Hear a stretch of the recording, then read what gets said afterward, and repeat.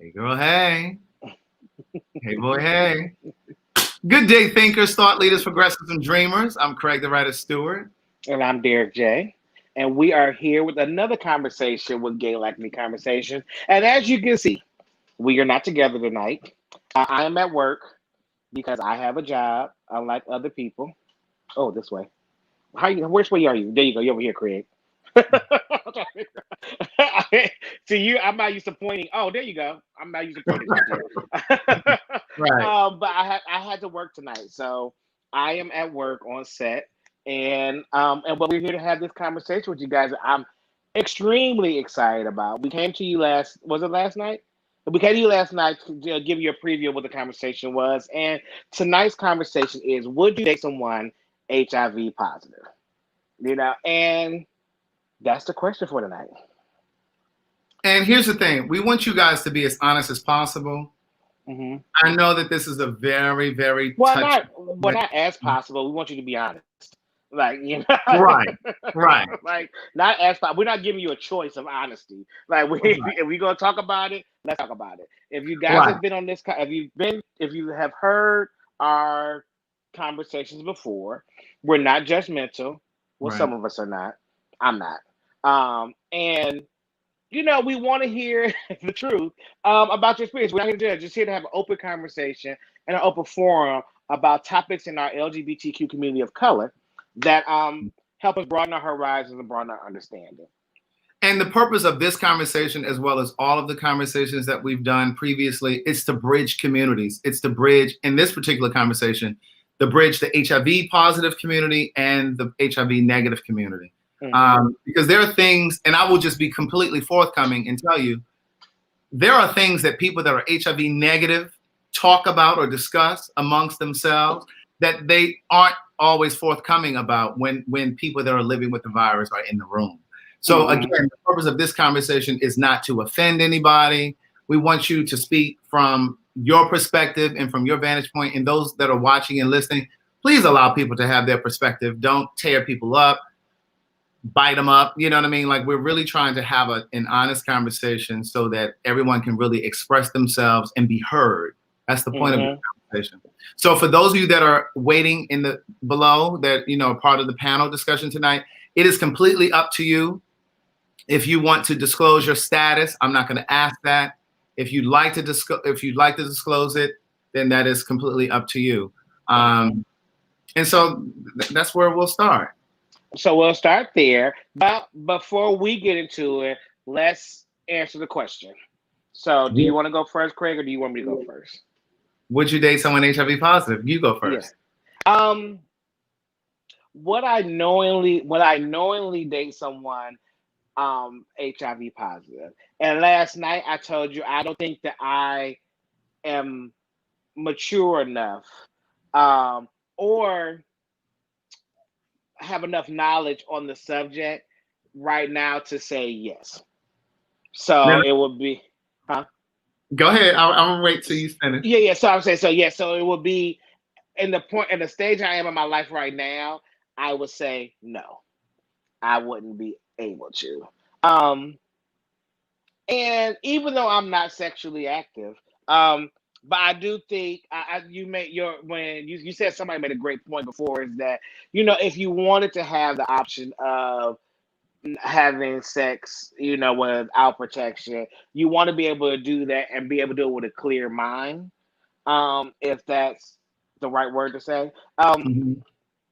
But yeah, I don't know enough about HIV to say yes, I can right now. And and just to play devil's advocate before I Yeah, answer yeah. your No, question, no, go ahead. because I know somebody is watching and thinking like, well, what does he mean he doesn't know enough about it? The virus has been around since 1983 and Well, I said, but 1984. yeah, yeah. So yes, it has been. But see, but the thing, it hasn't affected me, so there was no reason. There's a lot of information out there that's been around forever. We don't know. You don't know about SARS, like because I never had SARS, so I never had a real reason to understand SARS. So like, I never. This bitch said SARS. So I'm just saying. I mean, so with HIV, yes, HIV's been around a long time, but I never I haven't put myself in a position to have to learn more about it. So I just haven't. Okay. And I can say that honestly. I mean, Right. so I Well, don't know enough. I have been in relationships Hmm. with 3 people that were HIV positive. And if I'm completely forthcoming, in each instance, we were already dating or, on the road to becoming, partners or in a relationship when they found out. And Oh wow. with the exception of the very first one, the other 2 found out because I always push to get tested. Like when I'm getting serious about someone, Hmm. one of the conversations that I want to have. Um, and for me, I've always had a healthy fear of the Hmm. virus. And I Hmm. say that because a friend of mine who is HIV positive has told me that forever. Like he and I were friends before he became positive. Hmm. And before he became positive, I remember him saying to me one day, he said, "You're never going to get it." He said, "Because you have such a healthy fear of the virus." And that doesn't mean that those that are living with HIV, so please don't chew up every word, overanalyze every word that I'm saying. That doesn't mean that someone who has HIV didn't have a fear of it. That was Hmm. just the way that he packaged it and gave it to me, right? Hmm. And so I dated 3 people, but it wasn't an easy decision. And so the reason that I said that they all found out after we were already on the road to getting into a relationship, because if I'm honest with myself, I can't tell you that if I found out or if they knew already when we first started dating and they told me day 1 on the first date, I can't tell you that I would have been like, "Oh, okay, that's fine. Let's go ahead and do it." I can't tell you that. So So in can other I? words, I had feelings for them already when they What told can me. I? So can I ask you a question then? Yeah. So do you? So when you were already in a space with them when they found out, did you feel? And this is a because of a lack of a better word, but did you feel guilted into staying with them because of that notion? Because you don't want to seem like that person that was like, oh, you're negative, I gotta leave you now. So did you Mhm. feel the kind of pressure to stay in the space because they found out the information? No, I never felt pressure because I'm a very decisive person and like Hmm. I'm not easily influenced, if you will. So like my decision is my decision. But I will tell you, in one of my relationships, whenever we had an issue in the relationship that had nothing to do with that, Hmm.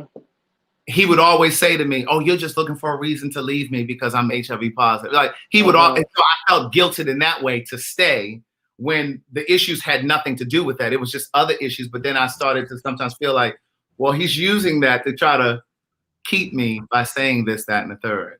Right. But but what I will say is, I think that it's important for every single person who is negative and they are on that decision board, if you will, if they've met someone, because I've had friends that have reached out to me and said, "Listen, I just met this guy. He's really great, but he just told me he's HIV positive. What do you think I should do?" I would never dissuade someone from dating someone positive because I think it's a very personal decision. But with that Hmm. being said, I think it's important that if and when a person Okay. makes a decision Okay. to not date someone that's HIV positive, I don't think that they should be guilted because I've seen people that are HIV positive Hmm. make a person that's negative feel bad for making the choice not to date someone that's positive because usually their go-to answer is, "Oh, well, you don't know enough about the virus," or that's where stigma is, or you need to go educate Hmm. yourself. You know what I mean? So, and sometimes it has nothing to do with ignorance. It has everything to do with what I was saying to you the other night when we announced this. And that is what another friend of mine said. And he said, I'm negative. I was in a marriage with someone for 6 years that was HIV positive. But after, and this was pre-prep, but he said, but after a few Hmm. broken condoms and or condoms slipping off or whatever, he said, I just don't want to date someone that's HIV positive again. And he said, because in a long-term committed Right. relationship, I want the luxury or the option. He didn't say luxury. He said, I want the option of having unprotected sex. And he said, and I don't really want to consider whether or not he's undetectable or whether or not there's prep or something like that. He said, I just Hmm. don't I don't want to do that. So, Craig, I'm going to let you bring up our SME because I Okay. gotta run and just check my talent real quick. So Okay. you can have that conversation with SME, and I'll be back. Okay. Okay. Push your mute button so when you come back, you can just undo it. So you could drop me. Oh, drop you down. Oh, Okay. All yeah, right. just drop me down. You'll see when I come back. All right. All right. So our SME for the evening is Dante, and I was even ready. Dante is a good friend of mine. And so go ahead, just tell them who you are, what you do, so that you can kind of speak from the place of. Got it. Cool. Hey, everybody. I am Dante Morrison. I'm a Los Angeles-based HIV advocate. I really educate about HIV. I am HIV positive, been positive for 21 years. So I do a lot of conversations about just HIV awareness and basically educate people who are not living with HIV that how you can date someone with HIV, questions you should be asking. Also, people who are living with the virus, I give them the encouragement they need to understand that we all have heard it. It's not a death sentence, but it's really all about how you take care of yourself. Similar to any kind of health disparity, you got to make sure that you're taking care of yourself, proper diet, exercise, all that kind of stuff, adhere to your medications and the whole gamut. Looking at the comments, it was interesting. And then listening to you and Derek J talk, it was also interesting at the different perspectives about HIV and people living with HIV and folks just saying, oh no, I would never.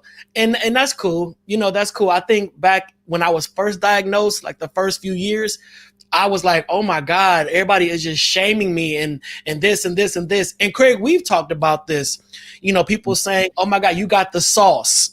You're dirty. Yeah, you got the sauce. You got a house in Vegas, HIV. House in Virginia, if you're on the East Coast. Listen, right. Or when you go on dating apps and you hear people ask, are you clean or dirty? And it's like, how are you associating living with HIV as being dirty? And I think one of the issues that I would just like to bring up that I think it's a fair question is for what are we doing to remove the stigma of HIV? Because I think a lot of concerns when it comes to people living with HIV and why some don't disclose is because there's still a lot of stigma, and stigma leads to ignorance. And ignorance is not a bad word. It's just really about lack of education. Mm-hmm. So what are we doing to make people who have HIV feel safe and comfortable to disclose their status? Fortunately, I'm at a space right now. I mean, I'm 48 years old, been positive since my 20s. And I'm like, if you don't know by now, listen, I got HIV. What you want to do? But a lot of folks have not reached that place of comfort with their status.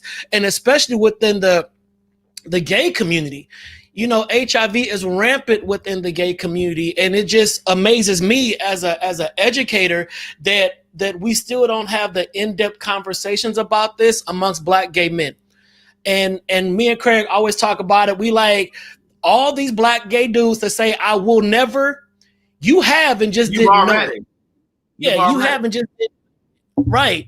So it boils down to people who have HIV, if they're on their medication, if they're undetectable, they cannot transmit the virus. It's called U equals U. So I challenge everyone to Google just the letter U =U. And it's undetectable equals untransmittable. So you can have a serodiscordant relationship. Serodiscordant means somebody is positive and somebody is negative. You come together. If the positive individual is on their medications and they are undetectable, the odds of you contracting HIV is slim to none. It's slim to none. But it really boils down to, Craig, is how bad do you want to get to know this individual? And is HIV the ultimate deal breaker? Because I know folks, they'll rather date a criminal, a domestic abuser, and all kind of stuff before they date someone living with HIV. And I'm just ask you this. I want to ask you this, and I want you to think about my question before you answer. All right. Now, how old were you when you became HIV positive? You told me before, but I can't remember now. I was 29. At 28 years old, mm-hmm. And I need you to think about this before you answer. Mm-hmm. At 28 years old, I would not have dated someone with HIV. You already knew where I was going with it. So for those people that are in the GED section, they have no clue what we're talking about. I was going to ask Dante, before you became HIV positive, when you were 28 years old, would you have dated someone HIV positive? No. So I appreciate that honesty. No. No, and a lot of it had to do. I mean, we talking 20 years ago. A lot of it had to do, for one, the education was not out there within the Black community like it is now. Mm-hmm. You know, so my idea, you know, in 1999 of HIV was Tom Hanks in Philadelphia. Mm-hmm. You know, I equated HIV to AIDS. AIDS equals death. I'm like, oh my God, if I date somebody with AIDS, not knowing to differentiate between the two, if I get somebody with AIDS, if I get somebody with AIDS, then I'm gonna die. So no, I ain't rocking with no dude that got AIDS. Everything was AIDS, AIDS, AIDS. You know, and of course, like I think Derek said it perfectly. If you don't have to deal with it, it's not something that you really educate yourself on. Mm-hmm. But once I seroconverted, you know, and tested positive, I was like, oh, the game done changed. And I went through those years of like, I want to die. I'm never going to have sex again. I'm never going to date nobody. Nobody want, you know, it's all that kind of stuff. So I forced myself to get educated.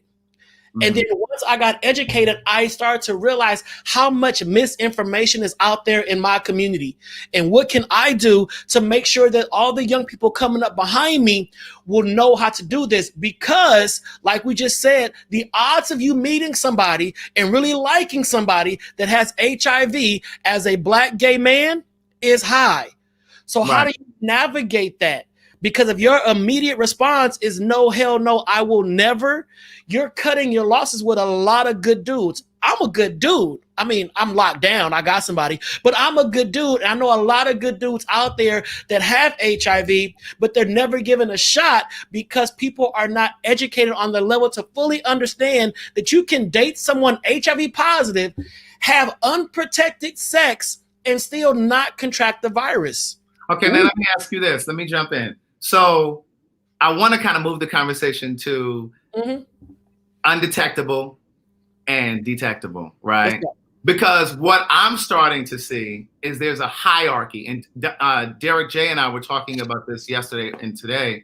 We're actually already setting up our topics for next season.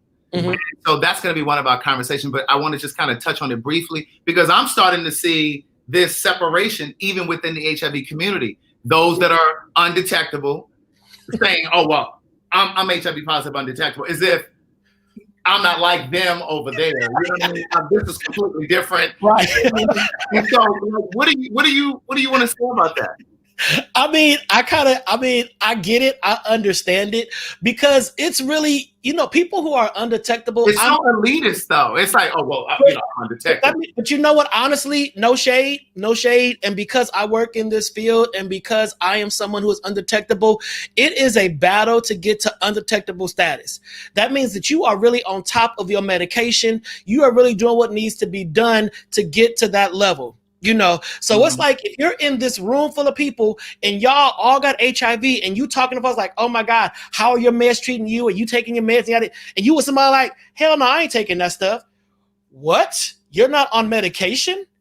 What's wrong with you? Why do you not want to take your medication? Your medication can elongate your life. Your medication can protect the persons you have sex with because you're undetectable. So it's like the conversation changes. So yeah, okay, let me move it a little bit more. Turn it some more. I'm in the car. That conversation about being undetectable and how it plays out on these mobile apps, Jacked, Grindr, etc.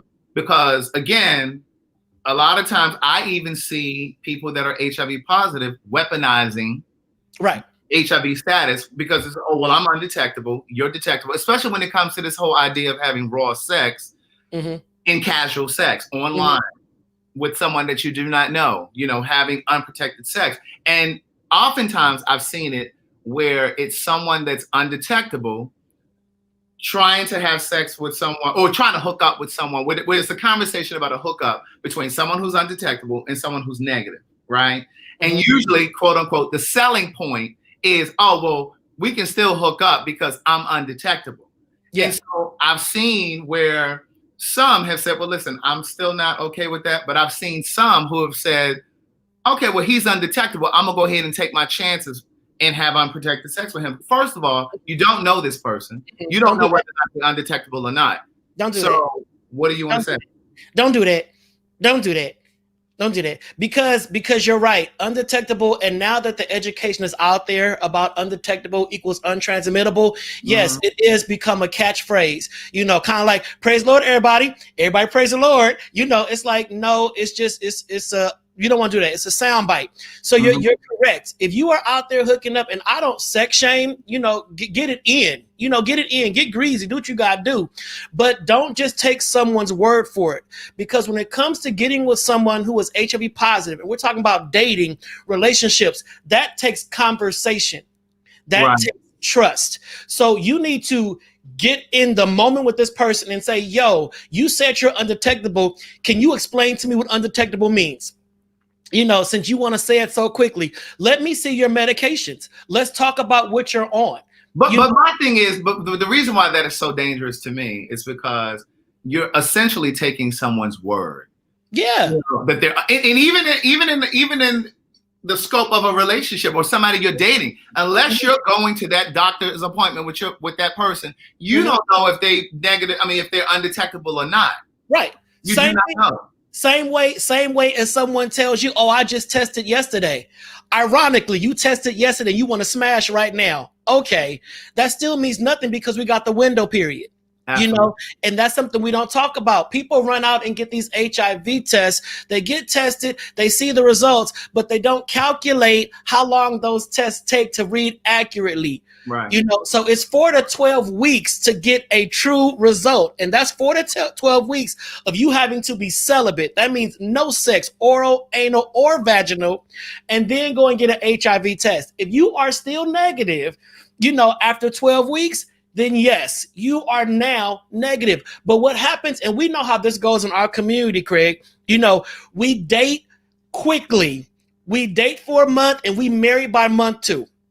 And the thing about that is we'll meet somebody at the spot and we'll say, "Well, I'm not going to have sex with you until you get an HIV test." You go and get tested together. Yeah, that test comes back negative, but you got to realize you just met this person 2 weeks ago. So as of 2 weeks ago, yeah, they were negative, but they're still in the window period. They can seroconvert at any given moment. Exactly. So that means anybody they had sex with from the time you met them until 3 months prior, they could have been exposed to HIV. Now let's talk briefly about PrEP. Okay, PrEP. Because you have I want you to explain what PrEP is, because I know there's people that are watching that may not know what it is. Yeah. But I'm really on the fence with this PrEP thing, because I'm not getting on it. I just feel like I'm gonna listen. I just feel like my organs are good. I don't need you to be fucking up my kidneys. Your liver, density and shit to be fucking up in 5 to 7 years. So, but here's the question I want to ask you: what do you say to folk who are just kind of cavalier with this casual sex thing, just because somebody says, "Oh, I'm on PrEP," or just because they're on PrEP and they're like, "Oh, well, I'm on PrEP," and so they feel like it's a license to have unprotected sex. Now, what do you say to PrEP? Well, because I work in the field, I know that PrEP is effective. I work for an organization. We do provide PrEP and PEP.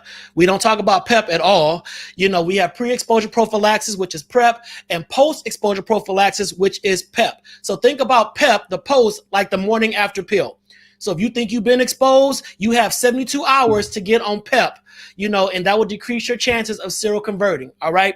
But when it comes to PrEP, PrEP has become just this mindset of individuals like, well, syphilis, chlamydia, and gonorrhea, those are curable. If I get that, I'm good. But I hate using condoms. I'm on PrEP. Come on, let's smash. That's still risky. I wanted Dr. David Malbranch on here tonight because we did a podcast before, and we had a conversation where he has a personal experience with a friend of his that was on PrEP and seroconverted.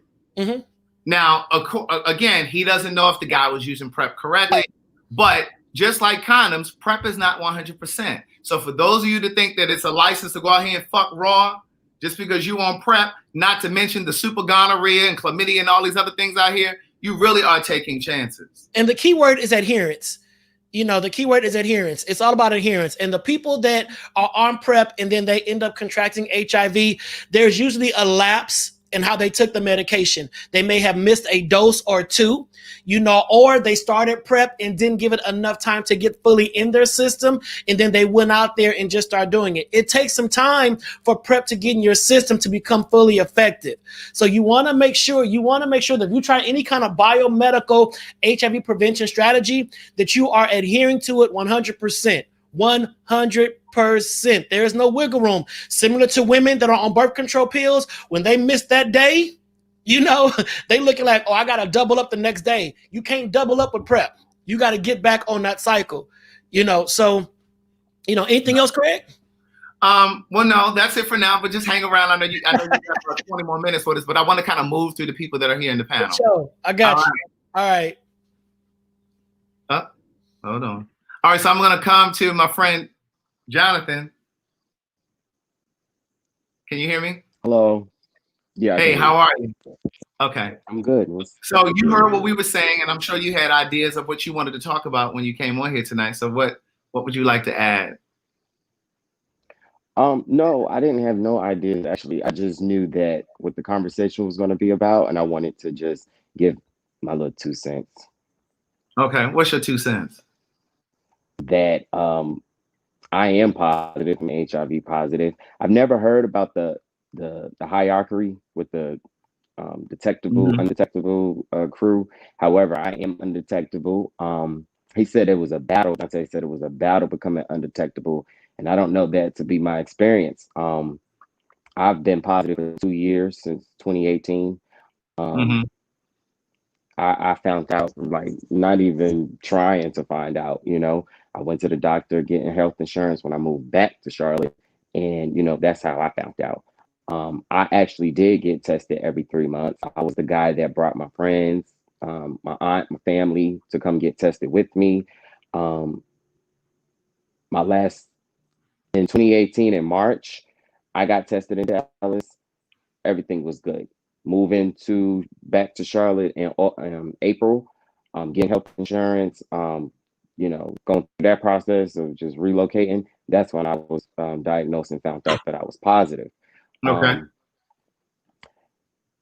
From there, they instantly linked me up with the crew and the people that helps you and get you on meds and explain it to you.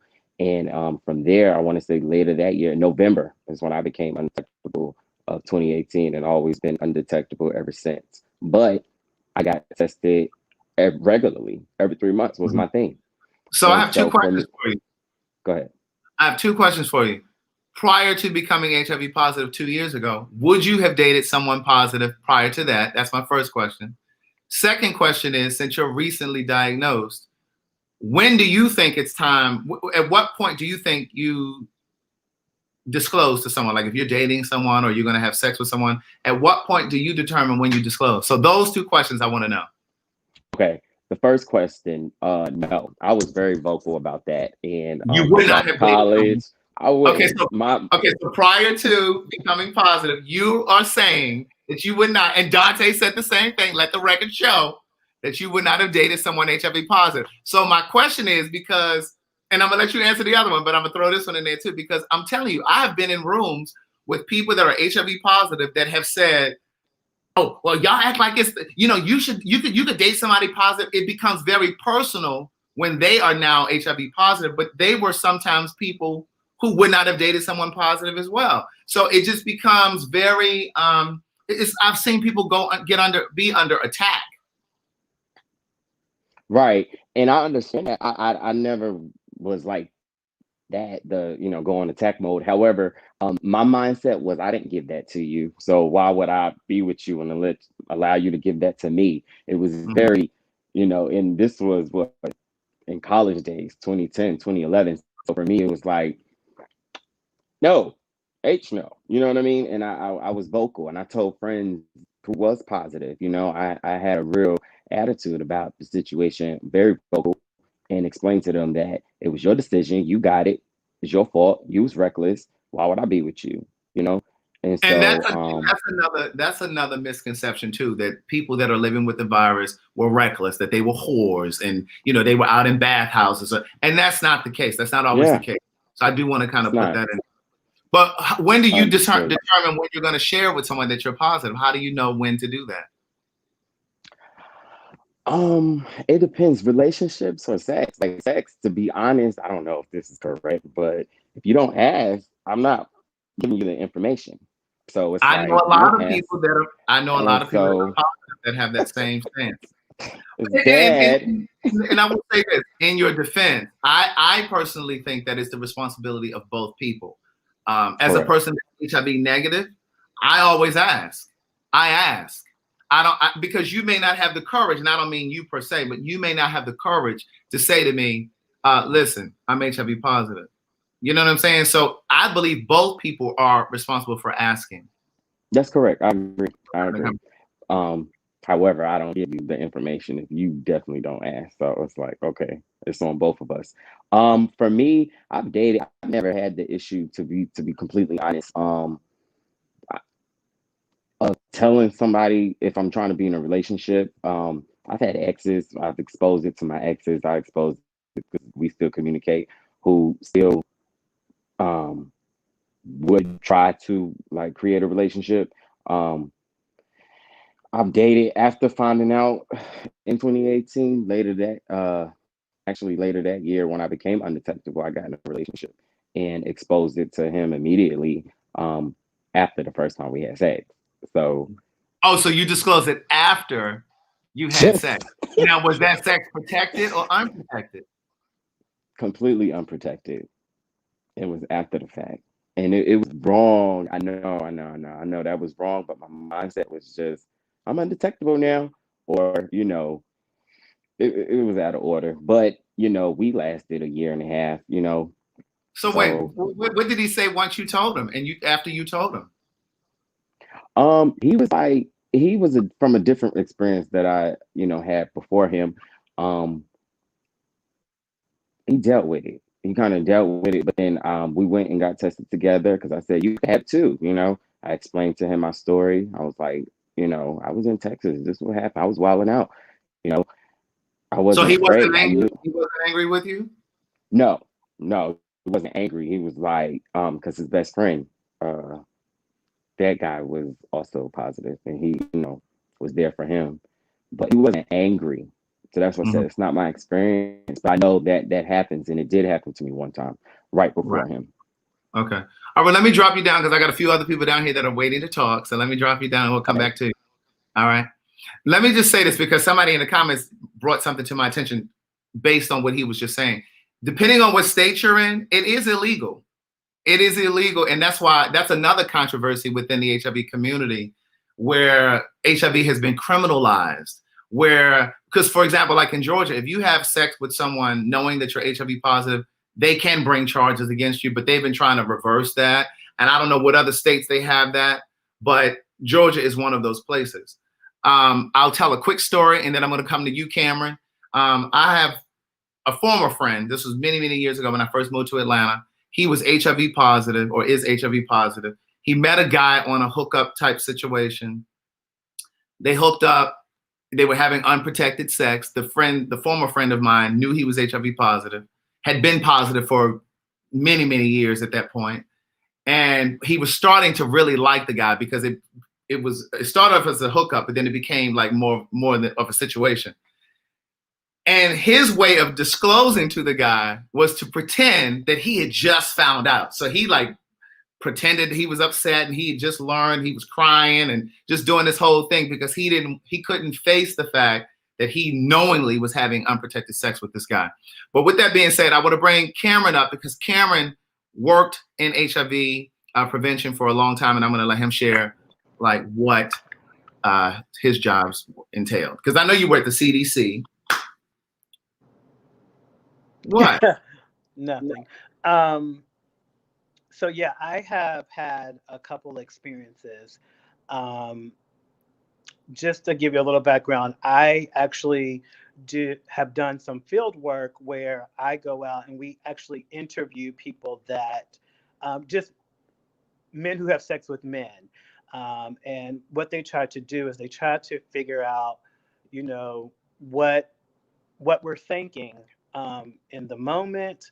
Um, we're trying to figure out what it is that maybe, do we need more education? Do we need to be putting up magnums in the clubs because the other condoms aren't working? Things like that. So, but to talk about my experience. Well, before you tell your experience too, one of the things that you did working with the CDC also was you went into the offices of health professionals too, and you interviewed like the clients to make sure that the health professionals were treating them with dignity and Right. all that as well. So just to piggyback on that, yes. So for instance, we would go into the actual doctor's office to make sure that those that are positive are receiving the correct treatments, that they're staying on their meds, that they're going for their checkups, things like that. So the state is held reliable or it's not held reliable, but they are just trying to check to make sure that when you are going to your checkups, that you are getting the proper care and that you're staying on your meds, etc. Okay. So go ahead, tell us about your personal experience. I was in a relationship, and while in the relationship, it came up that they were positive. Me working in the field, when it fell on my plate, I was not ready for it. I really cared, and to this day still do care for this person, and it was just different at that time that, you know, when they exposed that they were positive, it caused issues in the relationship. I didn't want to have sex, and it became verbal, it became physical, and I just knew that I had to get out of it. Now, would I do it over again or differently? Absolutely. But once they exposed that to me, you know, I even asked, can I go to the doctor with you? Because I knew what to look for. You can tell me like, and, you know, Jonathan said, you know, he was undetectable, but you can tell me that, but that's totally different from me as a negative, healthy person. I need to know. I want to go to the doctor with you, especially if we're going to be in this long term. I want to go to the doctor with you. I want to make sure that the numbers that I see are true, or what you're telling me is true. So now you're saying that you're a person that could handle dating someone that's HIV positive, but previously you couldn't. So my question to you now is, if you were dating someone that was HIV positive, but they were undetectable, and you went to the doctors with them, could you have unprotected sex with them? I don't know. I don't know. Like, I just,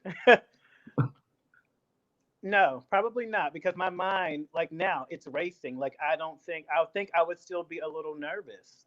And believe me, you know, I am all about, you know, protecting and helping those that are, and whatever resources they need. To this day, I help health departments and CBOs get funded. So I don't know. Like, it's for me, it's scary. Right. All right. Let me move to somebody else. All right. Hold on. You. All right. I am him. Yes. How are you? I'm good. How you doing, Craig? I'm well. So you've been listening. What are you thinking? What are you feeling? Things I agree with, things I don't agree with, but you know, that's their experience. Okay. What don't you agree with? Me and my friends argue about this all the time. So I have close people that are affected by HIV, and I know they don't disclose that information. Now, I agree that you should, it's the responsibility of both parties. I do agree with that, both parties. But you knowing that you have it and the effects that it have on you, I don't understand why would you want to expose that to someone else and walk away like is nothing. That's the part that I disagree with. The person, Dante, he did educate me on some things that I did not know about, honestly. I know that he said it was PrEP and then PEP, I think he said. But I'm currently PrEP. Yes. So I'm fully aware of that, but I didn't know some other things that he was talking about. What weren't you aware of? Okay, so he said with you being undetectable, he said that you can have sex without no condoms and not transmit it, but there's still a chance. I'm quite sure there is. Like there's still a chance, and I feel like that chance is something that myself would not want to take per se. Mm-hmm. Mm-hmm. Mm-hmm. So have you dated someone positive before, or would you not? Okay, so I have dated someone positive. I have in the past. So I'm 30 years old, and I'm currently dating right now. And at this point, the answer is I wouldn't date someone that's currently positive, even though I have in the past. But in the past, I was looking for something more so just playing around, just, dibbling, dabbling, or whatever the case may be. But now that I want something with more longevity, I don't want to be taking PrEP for the rest of my life. That's something that I don't want to do. Then, I don't want to do that. Then secondly, it's going to come a point in my relationship where I'm going to have raw sex. Right. You know what I'm saying? And with that being, and that's the truth, you know what I'm saying? But when I do that, I want to make sure it's after a long time and built up for that. And if I date someone that's positive, it's going to take that away as well. Mm-hmm. Mm-hmm. So, and like I said, if I was just having fun, I'm quite sure I have had sex with HIV positive people. Like, you know what I'm saying? I'm sure I have. But because the number of HIV positive Black gay men that are in the community are too great for you not to have. Right. Any of us. Right. But Craig, the thing about it was, so I came out at 14 years old. So when I came out at 14 years old, my father told me, boy, you're going to catch that disease that you can't get rid of. So when he said that to me, that scared me all the way up to like the age of 22. And then I was not touching anybody that had HIV positive. Like I was not at all, because it scared me so bad. But then once I started getting friends that was contracting it, I started learning more about it. So I didn't have no problem dating anyone that was positive. Because I was just having fun, a couple of months seeing somebody, it was no problem. But now that I want something more serious, I just can't foresee myself doing it. Mm-hmm. Okay. All right. Well, I'm going to drop you down, and I'll come back to you. Okay. All right. I'm going to bring Dante back because Dante has to leave in like 3 or 4 minutes. So I want you to kind of bottom line everything that you just kind of heard or anything you wanted to say. Okay, I just think that, I'm loving the comments because I love how everybody's talking about this. It is a great conversation. I think one of the key words that I'm really starting to see right now is responsibility, and placing blame. And Craig, I think you said it earlier, how someone said you won't catch it because you're so conscious about health and so focused. But sometimes we have to understand that people that get HIV don't always get it from a jump off. They get it from someone that they love and trusted, and according to the CDC, most cases, that's where. I was for 2 years, and then we broke up on it. I had it. So it wasn't like I was out there hitting the block, every other weekend. I was in a relationship. I was in a relationship. I was in a full-on relationship with someone, and we broke up. Then I tested positive because the individual happened to step out one time, and brought it back home, and that's what happened. And then the partner after that did not disclose. So I think it comes down to conversations. We cannot be scared to have conversations. And I know that's not easy to do when you first meet somebody, because HIV is not a normal conversation. But we gotta start talking. But here's my thing. 2 things I want to say to that. First, that's the reason why, part of the reason why I don't know if I could really overcome infidelity in a relationship, because I just we don't have the luxury to play like that, right? Right. The second part of what you said was we need to start talking. See, for me, I just believe that if you can engage in something as intimate and personal as sex, sucking dick, eating ass, fucking raw, then you should be able to have the conversation and say, listen, Negro, when did you test positive? I mean, when did you last have an HIV test? What were your results? And here are my results, or let's go together. Because my thing is, if you can't have intimate conversations around sex, you shouldn't be having sex. And I think Craig, you also had a good subject when you guys brought up, and I know I won't take with the whole thing, but when you talked about, negative shaming. So much money now is being generated to prevent HIV and focus on getting folks into care and all that, that a lot of HIV negative people feel excluded from conversations because the conversation is always so pause focused, and I get that. I have a lot of HIV negative friends that feel like their voice is not being heard at the table because if you don't have HIV, you don't qualify for certain benefits, you can't get certain housing, you don't get certain food, and depending on someone's socioeconomic status, HIV can also be a means to survival. Some people will contract HIV intentionally just to get government assistance. I work with a lot of homeless youth and they're like, well, my friend who has HIV got his own apartment. He gets a stipend for groceries. He gets money for this. So I might as well go out there and catch it. It's called bug chasing. Bug chasing. So I might as well catch it because if I catch it, now I at least will have lodging. I'll have shelter. So we have to realize that HIV is bigger than the bedroom. For some people, it's a source of survival, and we got to shift the conversation from, oh my God, you need to tell.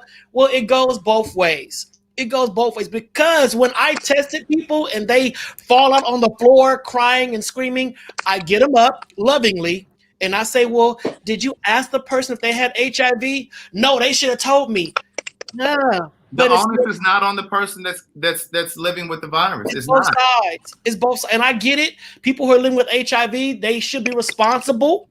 But you got to understand, if you're going to be my jump off, I'm not telling every single jump off I got HIV. And it's the same way because I know people that have herpes, heterosexual people who have the same kind of trepidation about sharing that. But here's one of the things that I wanted to say real quick, and I don't know if you know this number, but when Derek and I were talking the other day, I said to him at one point, the number was for every single person that knows their status, there are 9 people who do not. So you very well may be laying down with someone who just don't know that they're positive.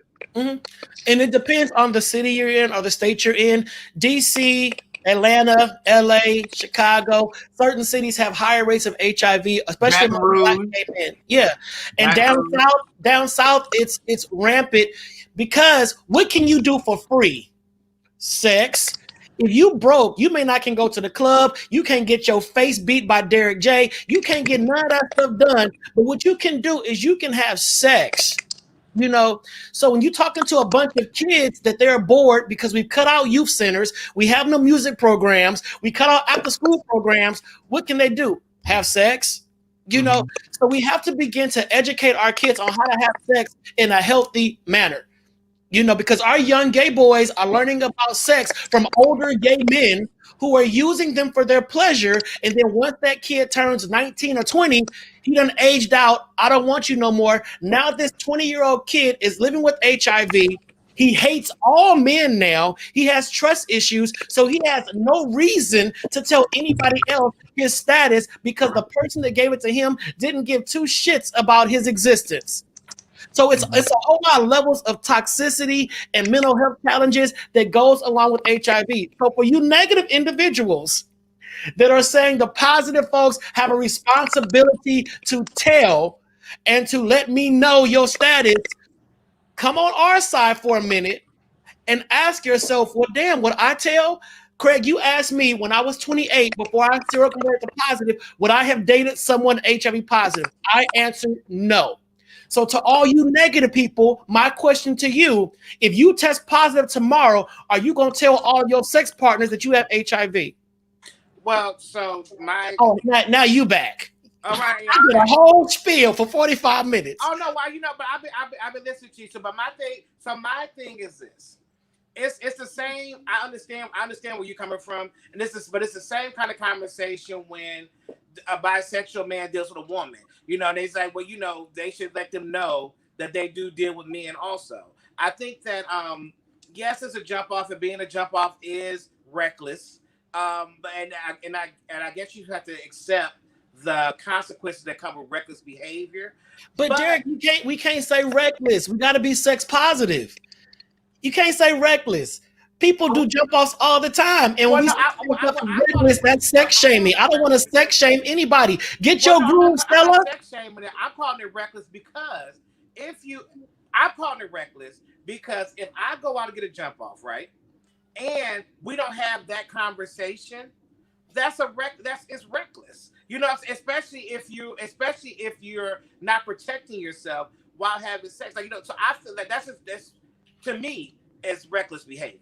You know, and Okay. that's straight or gay. It's reckless. You know, but I do think, I know you say it's not your responsibility, but I do think that to me that is still a conversation that has to be that will be had, because I, that's kind of I like think what you're knowing, especially if you're having sex unprotected. If you're having sex unprotected, you're knowingly going into a situation knowing that you have something that can be potentially harmful to another person, but yet you do it. That's like me coming into a place with a gun and I'm playing with the gun in front of you, and I don't tell you it's a bullet in it, and I just Well, keep shooting it. But hold on, Dante. Here's what I want to elaborate on what Derek is saying, because for me, I'm HIV negative, but I've always felt like if I was to become positive or seroconvert, that morally speaking, I wouldn't be able to do it in good conscience. I would not be able to lay down with someone that is negative in good conscience. Now, I'm sitting here and telling you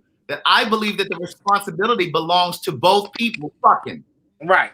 But for me, if I was HIV positive, I would have to tell. I just wouldn't be able to live with myself. But not everyone is wired that way. So for those of you that are negative, you can't trust that just because you ask someone that they're able to tell you. Because I will say this, when you get to that point that you're at the hookup stage, they're gonna fuck you whether you're negative or positive. They don't give a You're already at that point.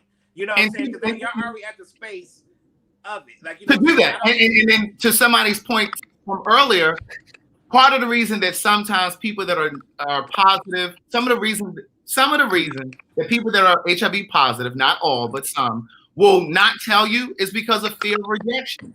So they sometimes won't even tell you that they're positive because they've had experiences where people walked out or left them alone or didn't talk to them, didn't return their calls. So again, I dated someone that told me I was the best person they ever dated, but you got HIV, so I can't get with you. What? So I'm the best person you ever dated, but you can't commit to me because I have HIV. Okay, so you'd rather have the second best who's HIV negative. And it's those kind of conversations that make folks feel like, well, what the heck is going on?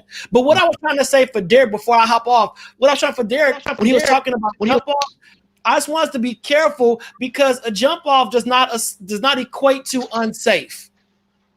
You know, there's a lot of folks that have jump offs every single day, 2 to 3 times a day, but they're always using protection. You know, they making sure everything is safe in the room. And I think when it comes to, I'm just big on language because I know stuff gets out there and we're on social media.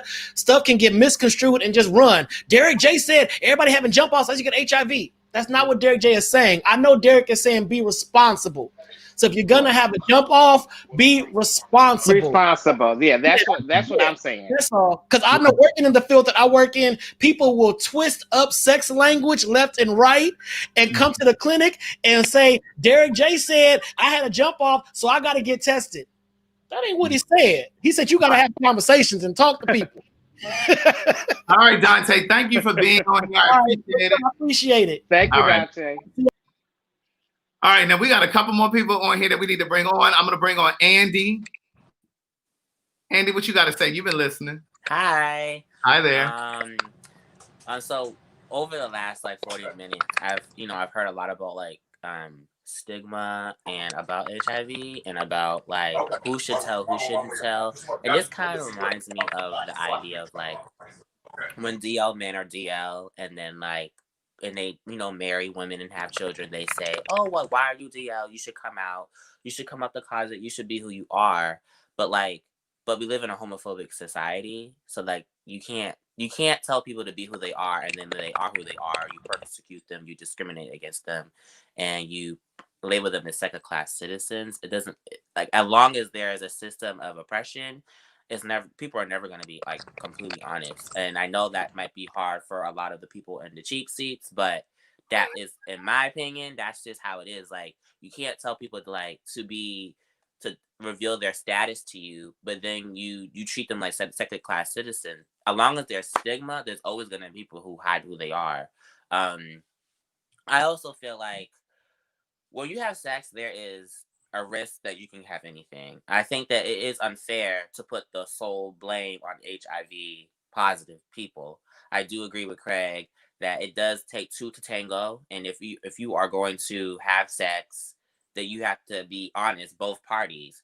When I was younger, I say that like I'm only 22, but when I was, a baby gay, I was like, Not a baby gay. It's up for the, it's up to the person that says positive, but it's just like, well, maybe if you have asked, then they may have told you, but it takes two. At the end of the day, that's just how I feel.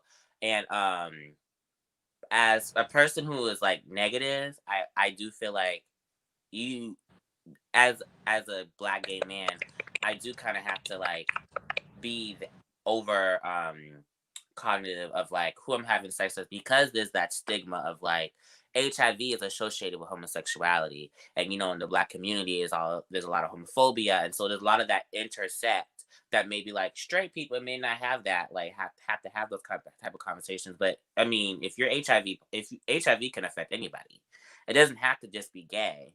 But I think there's a lot of stigma. There's a lot of people that associate gay with HIV, and especially if you're a man. And so I do feel like, it is kind of like my personal responsibility to keep up with my health, to be honest. But I feel like if everybody did that, then the world will kind of be a little better place. But I do want to say that, like you talked about PrEP, and I will say that like PrEP it's like a condom. Like, it's preventative care, but it's not abstinence. And I think it is preventative care, but let me just jump in. It is preventative care. My issue with it is it's not new in terms of being treatment for people living with HIV, because it's been around for forever. But in terms of it being a new drug for those of us that are HIV negative, using it as a preventive measure. My issue with it is that long term, I was concerned that the penalty, if you will, of using it, or the consequence of using it, would result in some sort of a liver or kidney problem. Now we're starting to see reports where people have bone density problems and kidney failure and this, that, and the third. And so for me, I understand that there's a need for something, some sort of a vaccination or whatever, but I just figured I would take my chances with my own judgment and using protection as opposed to using PrEP. And see, there's a lot of medical mistrust in the community because of the whole Tuskegee experiment and the way that, the pharmaceutical industry has used Black people for experimental purposes. Right, so there's a lot of medical mistrust, right? So, and for me, I have a hard time wrapping my brain around this idea that white folks or pharmaceutical companies are so concerned about the lives of Black people that they're really going out of their way to find something that's going to save them. Because a lot of Black gay men were used in these trials, these clinical trials. And I know that there are more white gay men on PrEP now than Black, oftentimes because of, the insurances that they have cover it and that kind of thing. Yeah. Right? But in the beginning, we were the guinea pigs. And that's why they were paying a lot of young Black gay men $100 to be tested and, that kind of thing. But Can that's why, I jump in real quick? So, because I think which is all this is a great conversation, but I also think that we also are like moving away from the topic of conversation, which is, but would you date someone that's HIV positive? Because he never did say. Well, that's because you never did ask, sweetie. You just let him come in and just start talking, child. Your phone is snap, crackling, and popping back there. Like, okay, let me switch to my other phone. Go ahead. Go ahead, answer the question. I think that, yes, I think I could. I think, honestly, I have the language and the knowledge that I could do that. I'm not going to sit here and say it'll be easy, but I also feel like it's interesting how, like, if someone said, for instance, I could never date a person with cancer, I could never date a person with a disability, they would be considered like rude and like insensitive and, ignorant. But HIV is always like the pinnacle. It's always like the worst thing that you could like have. And I just feel like all it takes is education and some. Well, let me say this as devil's advocate. Let me just play devil's advocate real quick, because oftentimes the conversation of cancer comes up when you talk about, well, it's just like, but you can't. I know you can't transmit cancer because you can't the transmit difference. it. So that's I do know that. That's the difference. But I mean, we put up with all types of crap that you can't necessarily catch. I mean, like you said, domestic violence, drug abuse. We tolerate a lot of stuff. So it's interesting how people like to pick and choose, like what's the worst thing, where I just feel like HIV is not the death sentence it used to be. I mean, it's just really not. I mean, I understand that I don't want it for sure, but I just feel like if people were more compassionate, especially I give more grace to gay people because we are, especially gay Black people, because we are, we're second class citizens, we're double minorities, we don't have the money, the capital, the education. But I just feel like for the straight folks, I just don't. I really kind of, for them, I do hold them a little bit more accountable and letting them know that I kind of forget what I was gonna say. Basically, I just feel like it's easier said than done when you don't have it. Just like when you ask the people before you were negative, would you have done it? It's always easier when it's not in your backyard, behind the house. It's easier to say that you would once it become personal for you. Absolutely. All right, what you go? But I just wanted to say thank you guys. I really love you too. When I was younger, I really didn't have any Black gay representation, and we have so much now. And it's really nice to see Black gay men talking about these things other than Beyonce and Nicki Minaj. I really think that it's this. Although those things are great, there's some real issues that in the community that we're gonna talk about, and I really thank you guys for having me and having this platform. Craig, I follow you and Will on your podcast. Thank you. I just thank you. Thank you so much. Thank you for being here. We appreciate you. Bye. All righty. Did you want to say something before we bring someone else up? I mean, is this sound quality better over here, sweetie? It very much so is. Thank you. You should have said, why you didn't text me and tell me? You got me out here. It's fine. Go ahead, Craig. Bring the next person up. You're a horrible producer. Well, first of all, you know what? It's okay. Okay. Who is this? Let me see. Is it Day Real? Take your mute off. You on mute. There we go. Oh, you hear me? Yes. There you go. Hi, how you doing? We're good. How are you tonight? Good, how are you? I am awesome. So let's start off with the question that Craig never asked anybody. Would you date someone HIV positive? Yes, I will. Okay. And talk to me about that. Have you? Yes, I have. I'm 54 years old. Okay. I'm in New York City. Raised in Harlem, and I have a twist because I was in Michigan for 10 years in my 20s, and then a lot of my friends started passing away, getting sick, and then we started getting into more of organizations and conversations and going to meetings and stuff like that, and then when the whole thing opened up to me, and then I found out my father, he had AIDS. And then I dealt with that for a minute because he passed away. So then I moved back to New York City in '98, and then I said, well, since I lost all my friends and I want to change my life, and I was in my 30s, I was like, you know what, I'm gonna go and put myself in an organization and deal with counseling, outreach, and stuff like that. So I delved into that for 8-9 years, and I was doing outreach, and I was working in an organization, helping with the homelessness, with gay and people who are on drugs, and a whole mixture of things. And while I was doing that, I was meeting a lot of variation of different people. So it was like they had homelessness, and they had come from different countries, and they're going through issues and things of that nature. And I would talk to them about how to find themselves as a whole, as a human being, because this is nothing to be fearful of, because that gives you more information about yourself. That gives you sit down with a book and read and say, about my human body and how it works and things of that nature, so that you can get to more of an understanding. So when I got diagnosed in 2011, and I was in my 40s, and It was, it caught me off guard because it was like I always was practice safe sex with the guys I dated that were HIV positive. And at the time when I first dated someone who was HIV positive, that was AZT at the time.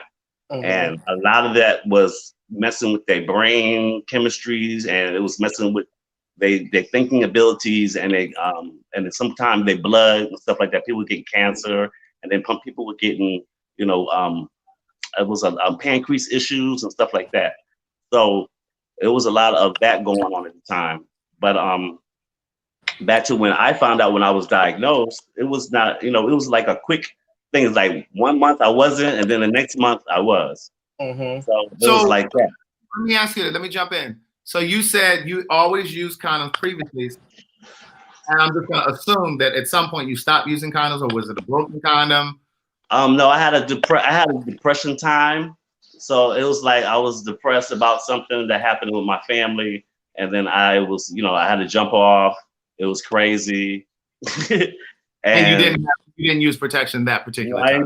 I didn't use protection. It was looking back right now, it's like but it was just really crazy at the time. But when I went to the doctor and everything, they told me that I was HIV positive. I went and saw a counselor and everything, and they told me what was going. But I was undetectable out the gate. Out the gate at the very beginning, because I take care of myself. I was always on point about what I eat. Forget fast foods. And okay, let me jump in again, J-Real. Let me jump in again. So, have you ever experienced any type of discrimination, if you will, where you? Oh, of course. And here in New York City, please. So that's what we want to know. Like, what is your dating like? And then what is your dating like? And then when do you? Right. Well, currently right now, I'm in a relationship. Okay. And so at what point in your dating and with the relationship you're in now, at what point did you have that discussion with them? Well, we had that discussion out the gate. We had a discussion out the gate, but it was like, we had a hookup, and then it was a reintroduced because we caught each other back online again, and then we came back into each other's lives, and we had a discussion then really deeply about stuff like that. So do you think, you heard our conversation earlier with Dante, do you think that is it your responsibility to disclose that information to people, or like how do you feel about that conversation? Well, for that, it's for like jump offs. Yeah, jump offs. If you're not going, if you meet someone on Adam for Adam, right? Or Grindr, okay, you meet people for that, and not trying to give them any time, but but you meet people like that on there. They are a slew of people on there, and from my past, I've been on it. So it's been, I don't want to date nobody HIV negative, or I don't want to date anybody HIV positive. It was a whole back and forth thing because you would put it on your profile and let people know, and then sometimes you get idiots, and then sometimes you get nice people. So at this point in time, at my age right now, like I'm in a relationship, he's right here. So it's like everything is cool and dandy as far as you need to disclose to those who you care about. Now, so have you ever had, let me jump in. Have you ever had unprotected sex on a jump off where you didn't disclose, or with someone that you may have known and you just didn't disclose? No, when I was single, I had protective sex with people who were HIV negative. I had unprotected sex with people who were positive. Gotcha. Now, your relationship that you're in now, is he positive, or? You want me to disclose that? Yeah. Yes, he is. Okay. So y'all was able to have that conversation. And how long y'all been together? We ask a lot of questions around here. It's been a year and a month. Okay. Listen. So he just said that whenever he dates someone that's positive, he has unprotected sex. So they fucking.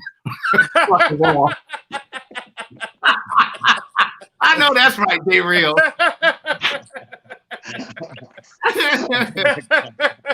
Greg, you are too much. You know that. So now you're in a relationship now, and congratulations to your relationship. And a year and a month in game world, that's like 10 years, y'all. Trust me, I've been single I told you I got back in New York City in '98. I've been here for the whole 15 years and I hadn't had no real relationship. I don't have no exes here. He's my first like real relationship as far as long standing. In a long time, because I've been dating. You know, I'm in my 20s. I had boyfriends, and we stayed together for like 2 years and stuff like that. And at that time, I wasn't having anal intercourse. I was just having oral. Well, that's how Derek is doing now. But Craig, what this is That's not what Derek is doing, Craig, JVL. Craig, listen, I Ain't nothing wrong with that. You can do that. Listen, Derek, if you want to take baby steps and you want to do that, you do that. No. This wait a minute, they real. That I'm fine with me. It's just the fact that Craig love putting my business in the street. Craig, I ain't said nothing about you tonight. We've been doing really good. We have been doing okay. So just stay. If you want to jump it off, you tried to pull me together a moment ago about how I'm using them. But wait a minute. If you want to jump it off tonight, we can. But let me just say this one last thing. Jay Real, you think he needs to take baby steps? He's getting a little too old to be taking baby steps still. Okay, he needs to go ahead and step in. But being that we in the coronavirus pandemic, and and then also it also takes time for him to say, okay, let me really look at my playing field, my environment, and make sure that I can move the way I can move without making any mistakes. Work yourself out. Work the way you want to work it. That's all I'm saying. Mm-hmm. But thank you so much, Darrell, and thank you for sharing thank your. You. And I I also want to say to everybody who is HIV positive out there, it is time in 2020, going further in the future, it's time to stop having any shame about this this virus. We got a new virus now, so we need to stop having shame about this virus and worry about the next virus that's coming up. Everybody have a great night. Thank you. Thank you, Darrell. We appreciate you. Safe up there in New York. All right. And I want you to make sure everybody is very, very clear. When we talk about these hookup sites like Adam for Adam and Jacked and Grindr and those things, those nature, we are not bashing those sites because that's where Craig met Carlton at. So, you can find true love off of these sites. What you say? Carlton and I did not meet on any hookup site. I wasn't going to tell them. Carlton and I did not meet up on a hookup. Okay, We met through Will, you bitch. I say so. It's so. We met through Will, you bitch. I'm sorry. I try to keep your tea in my cup, but see, sometimes a little bit. There was no tea there. And it's fine. It's okay. Wait a minute.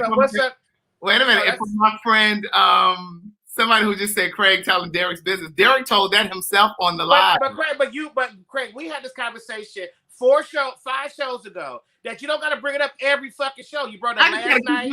I just got to keep you honest when you get real uppity. I wasn't up. I didn't say nothing. You brought it up last night. You bring it up today. You brought it up last week. You bring it up every day. Derek, we got 2 more people. You must want me to orally pressure you or something, honey, because you sure talk about it a lot. You're my sister. I can't do that with you, girl. I don't play those type of games. Hey, Antoine. How you doing, Antoine? Hey, Antoine. Unmute yourself. How are you? What, can we hear him? Hear me? Okay, there you go. There we go. Right. Yeah, Craig muted me earlier. So, first question. I'm pretty good. How are you guys? We're great, thank you. So let's pose a question to you. Would you date someone HIV positive? Absolutely. Okay. Have you dated someone HIV positive? Absolutely.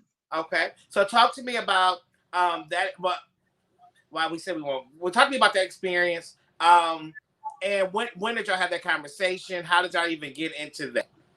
All right. So let me give you a little background first of why I'm so easy to answer yes, is because I'm a nurse and I'm also a HIV prevention case manager. Okay. So I'm educated on the topic. I always think if you're having sex with somebody, that should be the first thing you discuss. Mm-hmm. Period. I agree. I also think if someone's HIV positive, it's their responsibility to tell, their partner, whether it's a jump off, because, people are making jump off seem like, oh, I ain't gonna tell them whatever. No, you should tell the person, no matter who it is. So as a health professional, you're saying you think the burden is the person that's HIV positive to share that? Yes, in my opinion. Okay. But first and foremost, everyone should treat everybody like they're positive. Mm-hmm. And that would, say, I'm not having sex with you until, here's my my results. Boom. If you're trying to be in a relationship with someone, if you're not, if it's just a jump off, then I think it should be, where you should use protection, but you still should disclose that information with someone. But every time I've dated someone who was positive or whatnot, that was at the beginning because I am in the profession. So I asked, hey, are you positive? Have you ever dated someone positive? Yada yada yada. And it's an easy conversation for me to have with people because I'm there from the beginning. I test people or I'm helping people get services or whatever the case may be. I know that other side also. But in regards to, and I want to give a little bit about HIV and AIDS real quick. I see we keep talking about the young people.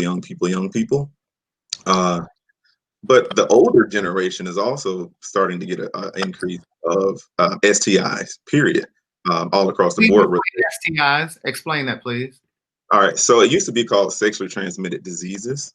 So now it's sexually transmitted infections. And that's what they are because some of those infections can be treated and be done with, like a gonorrhea, antibiotics or whatever, and keep it moving. But in regards to people saying, we need to teach the younger guys, younger girls, what have you, we forget about the older population. There's one little thing that was a blessing for some, which was Viagra and Cialis. We don't talk about how you have these guys who were 60, 65, 70 now having sex. And with them having sex, they have unprotected sex because now you have these old heads who are out here, oh, I'm not putting on a condom. You must be crazy. Or I'm keeping it 100. Or once a month, they're getting their social security checks and they're going out on the little corner and having a little fun with whomever, male or female. And they're being exposed. And so that's why. Let me add something in there too. You got to consider people who are widows or widowers after being married for 30 or 40 years and not using condoms. And then they're back out in the dating world. So that also factors in as well. And just to even give a little insight on the older crowd, here in Florida, there have been a few of the retiree communities, their nudist retirement communities.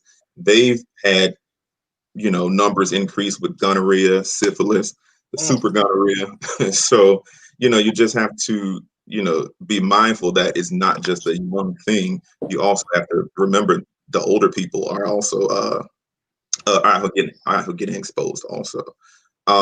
But in regards to, I want to give a little bit about the dating sites, and people always ask why the virus and STIs themselves are increasing.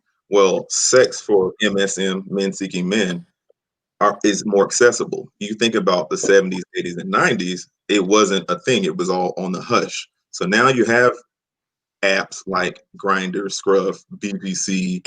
You're meeting people off of Facebook, whatever the platform is. It's easier. They don't have to hide. They don't have to, feel like, oh shit, somebody's going to see me, over here. So let me pull you back though. So you said that as a health professional, you would date someone HIV positive, correct? Absolutely. Okay, so for someone that's undetectable, would you have unprotected sex with someone who's undetectable? If I were on PrEP, yes. What if you're not on PrEP? That means no. That means I want to hear him say it. I mean, no. They would have to be on PrEP. I want to hear him say it, daughter, because you have a lot of folk that are out here having unprotected sex with people that are undetectable and they're not even on PrEP. So I wanted to hear him say it.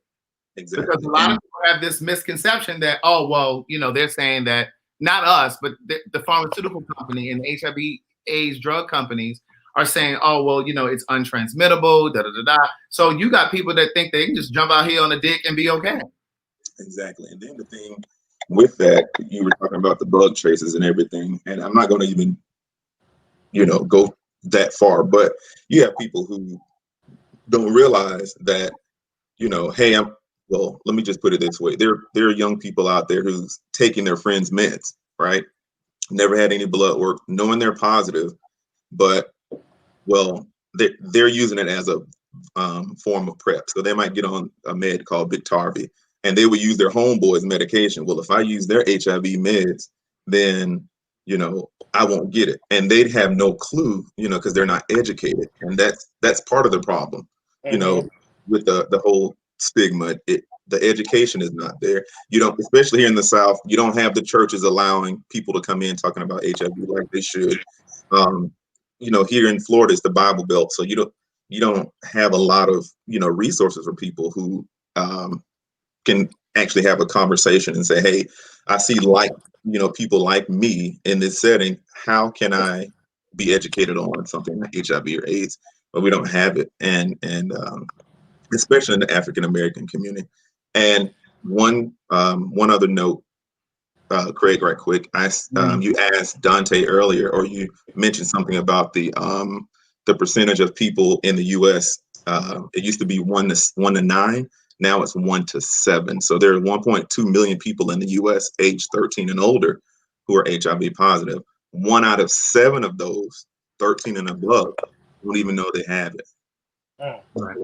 Okay. So one last question before we let you go. So is it, so we, and I know this is an ignorant question, but I'm just asking for the masses. You can safely date an HIV positive person if you are HIV negative. Yes, absolutely. Absolutely. But now, can you safely date an HIV positive person if you're HIV negative without using PrEP, or PrEP should be part of that relationship?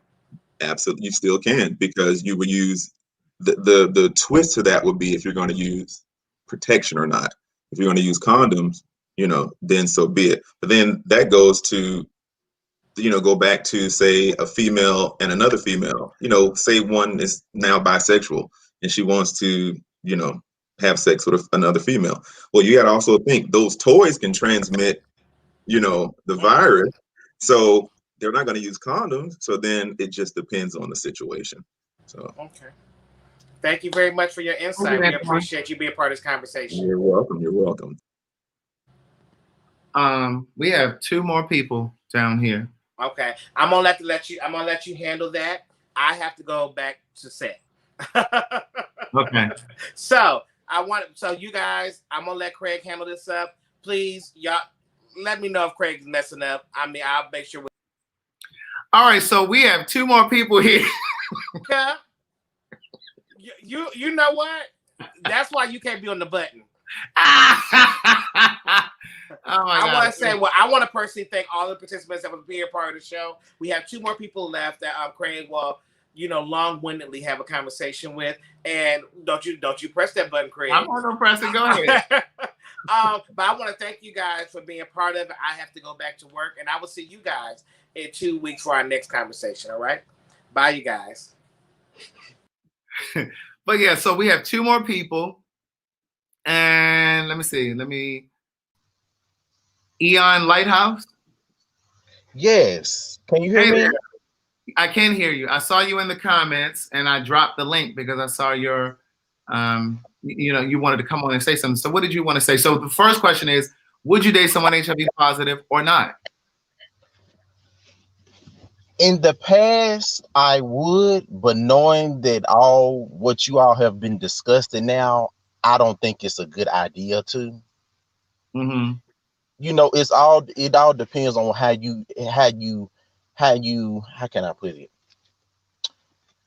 How you fall for somebody, and it depends on how the person contracted it too. To me, if you was out here just being careless and stuff, I feel some type of way about that than if you weren't. So why is that important to you? How they contracted it? Because you was just out here wilding out, and to me, I don't know if there's right to feel that way, but it makes me feel some type of way that you just didn't care about your life. Now, if you was, yeah, I'm just gonna put it like that. If you was out here wilding out and stuff, I don't, you know, I feel some type of way about that. And so, what if they weren't? What if they contracted it from a previous relationship? That's different. So you would be okay with dating someone if they contracted it in an acceptable way in your opinion? Is that what you're saying? I think we may have lost him. All right, let me go to this last person, and then I'm going to come back to all of you if you want to have some final word. Tatiana, are you there? Take your mute button off, or maybe I. Yes, I am. Hey there. I'm the last person, so I've gathered a lot of information, and I'm not in the LGBTQ community, but my sister is. And listening to everything. I'm 22, by the way. They were like, she don't really know anything, but I've been listening to everything y'all said. It was very educational. I wanted to make my statement and say, I don't think I'm mature enough to date someone with HIV or with AIDS. Considering my age, I'm still learning things. My mom is still coaching me on, watch your tone with a man, why you snap so hard. So I'm still learning those small things versus working with something and dealing with something so massive as dating someone with HIV. And I wanted to add to the last panelist when he said about the recklessness. I believe, if my mom will correct me if not, she'll text me. My aunt had a blood transfusion. You can get it through that. So it's not about people just, out here having sex wild and doing all these different things. You can have it, without even knowing. My grandmother was against blood transfusion. Well, they screen the blood now. Let me just say that. They do screen the blood now. It was back in the 80s. Right. Before I was even thought of. So I didn't get to meet her. It was my grandmother's sister. Also, I was thinking about all of that. They do that now. So you have to consider all of that. But I don't think I'll be mature to do it. The only way I feel like, and then I'll feel betrayed if this happened, if they was to lie to me. If I was to find out, because my mom was texting me a few minutes ago and was asking, would you do it if you were in love and you didn't know? Then she asked me, do I ask all of my my partners, and when I was in a relationship, have they had it? Now, I'm from Mobile, Alabama. I've had people, just amongst, the younger crowd, in the mid-age crowd, they joke about STDs. I don't know if you know about NBA Youngboy, the young rapper. He came out and put in his song that he had herpes. Before that came out, the younger crowd was like, ugh. Now, when he said it, everybody, they're kind of free about it. They're, oh, NBA Youngboy got herpes. They joke about that type of stuff. Now, when I got with my last boyfriend, like before we had sex, I was just feeling him out. He was my coworker, and I was talking to him, and I was like, have you ever had any STDs or anything like that? And he came and he said, I had chlamydia in the past years. That's not nowhere near equal to AIDS or HIV, but I was kind of like, kind of shocked. I didn't know how to take it. Of course, I went on with the relationship because it was, he got cured for it, and it was before my time. But I did respect him enough because some people don't even want to come out about STDs or STIs. They don't even want to come out about that. So I did respect him for that, being in the straight community, because that is not something people, especially, I'm just going to say in my city. I can't speak about Atlanta or Birmingham, Alabama, Montgomery, but I know a lot of people here in my city. So that is not a conversation that comes up. Like, I was going live on my Facebook. It was people tuning in and watching till they heard what we were talking about. They exited off. Only a few of my close family and friends were still watching, and I was telling them to come on YouTube and watch it. But that's a conversation no one is ready to have. And everyone just ill and awe at it. But I got a lot of education from it. I can pass this, information on until my friends and my sister, in the LGBT. I'm trying to get everyone here to watch it. So that is it's a lot of stuff that I learned. Right. Okay, Tatiana, thank you. I appreciate it. Thank you. All righty. All right, so I'm gonna come back around to the people that have been watching. Antoine, I Am Him, Jonathan. If you guys want to make any final statements. And I know that I have some heterosexual women in the comments, and they're asking, well, what about us? Why is this conversation so gay focused? That's because all of the conversations that we have center on Black LGBTQ issues. So absolutely, if you're a heterosexual woman, you absolutely need to broach this conversation with your partner, especially those of you that are dating men. that are in prison, that were in prison, that just came home from prison. Like, these are conversations that you need to have. And oftentimes, whether you're a heterosexual woman or a Black gay man, oftentimes people don't have this conversation because they believe that the relationship is so fragile that if you touch the subject, that it's going to fall apart. And if it is, then it just needs to fall apart. But you need to always take care of yourself and protect yourself and ask questions, because I believe a part of taking care of yourself is telling people how you feel. And with that being said, I'm going to jump back to I Am Him. Did you have any final words? Anything you wanted to say? Take your, let me see. Unmute the thing. Unmute it. Okay. Can you hear me? Yeah, go ahead. Can you hear me? Yes. Okay, so only thing I just wanted to say was you said something that previously, I think last night, or if you didn't say it today, you said earlier that your friend was undetectable at first, and then he had a lot of stress, and then it all changed and all of that. So my thing is, again, even if you're dating someone that's undetectable, I mean, are you gonna go to the doctor every single time their stress level go up? I mean, that's just a big chance. And lastly, the last thing I want to say is, no, I'm surprised no one actually touched on it tonight, but in the gay relationship, they say that bottoms are more acceptable to actually contracting them more so than tops. And I think they actually have a role to play with it as well. But I mean, like I said, right. So I mean, but ultimately, I just feel like just know your status. And like I said, and another thing you did say that I agree on was morally, I personally don't think that I could sleep with someone knowing that I have it, even if a hookup, whatever the case may be. I don't think personally I could do that. I don't feel like I could sleep right knowing that I just possibly get that to someone. Right. All right.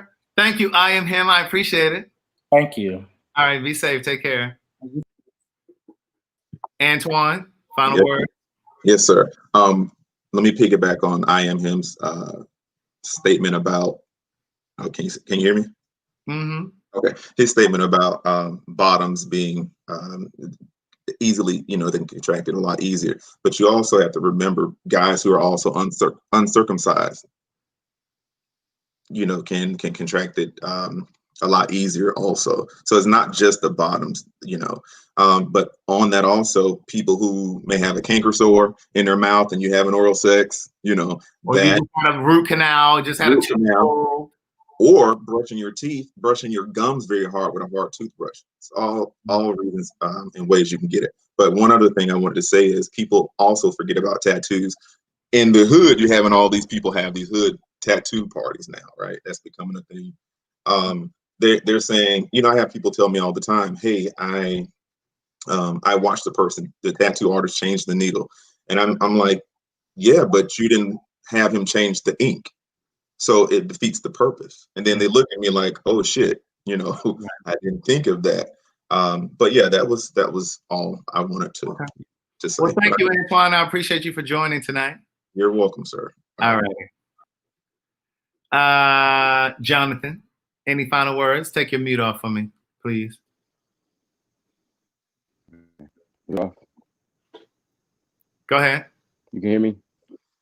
I enjoyed the conversation tonight. I think Antoine and Dante was very informative, enlightening.